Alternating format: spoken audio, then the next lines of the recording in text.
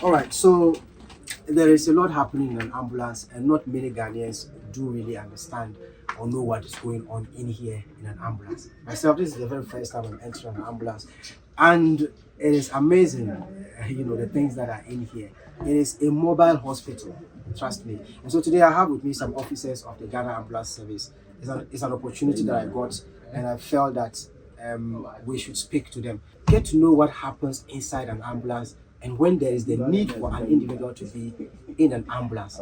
So, guys, follow me. Let's go and see what happens. The very first thing that happens to a patient when they are brought into an ambulance is to ensure that they are laid properly on the bed, and of course, all the safety belts are fastened properly. This is to ensure that the patient remains stable on the bed whilst first aid is being administered to him or her. Then after that, we have our monitor. We put this one. Okay. Yes. Okay. Like this. Wow. So this is the same as checking someone's essentials yes. inside the hospital. Yeah. Like matters. Like this. Then we put our If you let this thing burst there. Okay. on. Then we had this one. At this point, your vitals are being taken just like it is done in the hospital. This is to enable the nurses or paramedics with you in the van understand your health condition or status, so as to help them know which first aid to administer to you to sustain you until you get to the hospital. They started checking your this thing, vitals. Yeah. Every 10 minutes or 5 minutes. We check this so that To be sure that you are improving. This is our infusion stance. So NS, ringers, blood, what have you. So you connect it here whilst the patient is still with the cannula whilst it's flowing.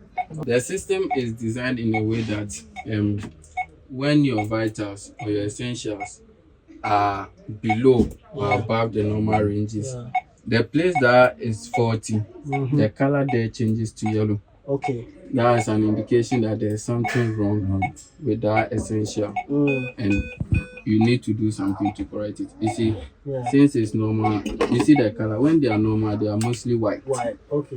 When it goes outside the normal ranges, the reading turns to yellow. Yeah. To inform you that there's something wrong. So you have to perform an intervention to correct it. So this one, what is this one? This one. So we have one. Yes. So we have KED. Okay. That's Kendrick explication. That's whereby you are at an RTC, whereby your patient is trapped in the vehicle. Okay. So in order for the nursing, in order not to cause additional harm to the patient while the patient is seated, Okay. this is used to support the patient while seated, and it's used to move the patient after there's been the help of the fire service making or giving you access to the patient. Wow. You put this behind the patient for movement from the vehicle into the ambulance. Wow. What is this one? Who is this one meant for? This one is the patient Relative. Okay. If they are three, 1 year, 2 are 1 year, 1 at the front. Okay. Then this one is for the medics. Yes, Okay. yeah. And I can see there are a lot of drawers. I see medications cabin. So Okay, so there each drawer has what is that these uses. So this is the medication cabin. We have the IV cabinet. Indeed, we also have the sheet cabin, vital signs, and so there are so many drawers where you can put all the things that you need to revive a patient here. This is where I believe oxygen is transfused from, and AED. this AED, automated external defibrillator. Okay, what does it do?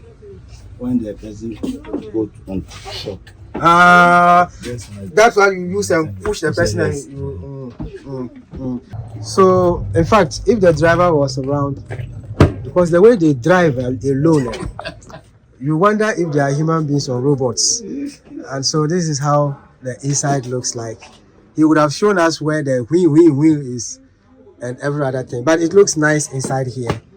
National Ambulance Service is we can be reached through the 112. Okay.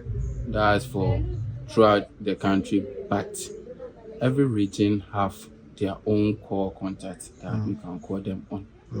So you need the services of the National Ambulance Service at that's RTA scenes, that's accident scenes, domestic scenes, whereby a relative of yours is sick, you don't know what's wrong, or you go and meet someone, or you go and meet a client maybe lying somewhere by the roadside or somewhere helpless, you can call to the National Ambulance Service. Advice that we need Ghanaians to also help us is when we see the ambulance coming, at least even without the siren, with the beacon alone should tell you that should.